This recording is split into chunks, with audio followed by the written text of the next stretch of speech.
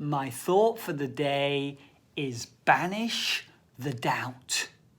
And yet, so many of us worry. We worry about, what if this happens? What if that happens? This constant what if. Well, let's play around with what if for a moment. What if we changed one letter and instead of what if, we said, what is?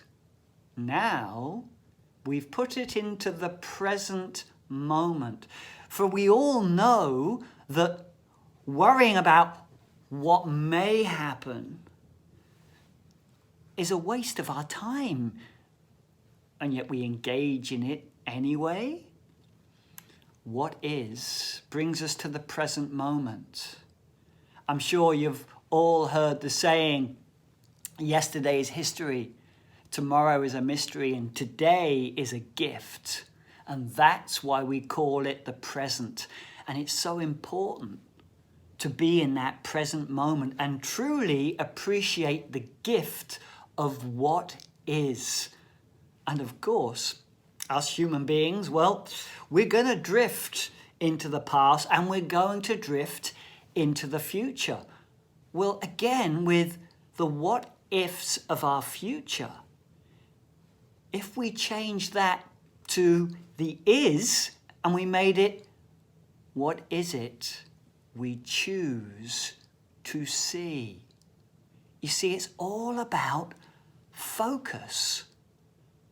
Where do we put our thoughts? Well, let's take a little look at this word doubt. When those voices in our head scream anxiously that we can't do this, we doubt it, that this is going to happen, what if? It's important to work at it, to erase that doubt, to banish it. And it takes work looking to erase those voices that say, oh no, something catastrophic is going to happen. And if we consistently work at it and we change our focus, what happens when we erase the doubt? We replace it with something entirely different. We replace it with love. Love changes everything. Who is it that you speak to most on this planet? Well, if you're anything like me, it is ourselves. So what is it that we say to ourselves? What is our inner dialogue? It's so important to be conscious of the words we say to our own hearts. Are they full of love? Are they full of worry? Are they full of doubt? When we place love into our bodies, into our waters, it changes everything. I'm sure that most of you have heard of Dr. Emoto, who photographed water crystals, and in his experiments he would take vials of water and then he would speak to them different words. He would even use written words, and what he would do is he would take a look at what kind of crystals would form from the different words used. Words of love, words of peace, words of beauty, both spoken and written, produce the most beautiful crystal formations.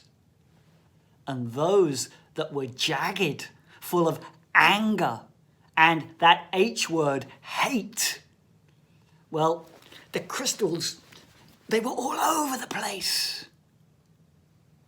So how does that relate to our bodies? Well, it comes to the words, the self-talk that goes on inside of us. that helps to either cleanse our waters or muddy them. Let me show you via this diagram. Here we have a container of oil.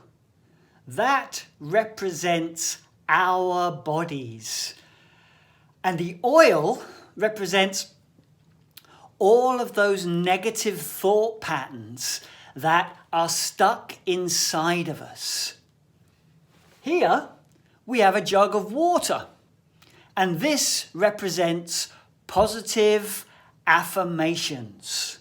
Now, what happens if you put water into a vat of oil?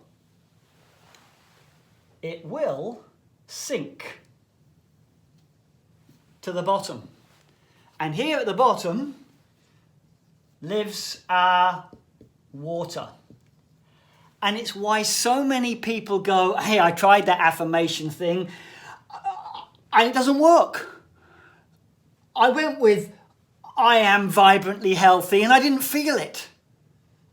Well, of course not, because the first thing that happens when we put water in where the oil is, we put positive thoughts where the negative lives, the negative comes up and goes, no, I'm not having it. I don't believe you.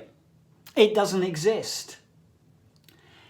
It takes dedication, patience. It takes reweaving patterns that we have lived by for many years to shift things. And if we are willing, we shift it. Let me show you how. You see, by the positive affirmations going in and connecting to our hearts, we keep putting that water in, that positive affirmation in, that positive affirmation in, that positive affirmation in. If we keep pouring it in, what's going to happen to the oil? Yeah, you've got it. The oil is going to eventually flow on out. And what's going to happen is our water levels will rise, and our own inner waters will sparkle because they are cleaner. They are more vibrant. It takes work to banish the doubt, and it takes a loving voice, the self-care of who we are. And when we do, magic happens. When the doubts come, when the worry comes, because it will, don't suppress it. Acknowledge it. Thank it for sharing. And then replace it with a thought of what is in the present moment that will support your journey. For each of us, if we're willing to repattern our thinking and cleanse our bodies, we have more space, more vibrancy to support this journey in the evolution of the world. Thank you.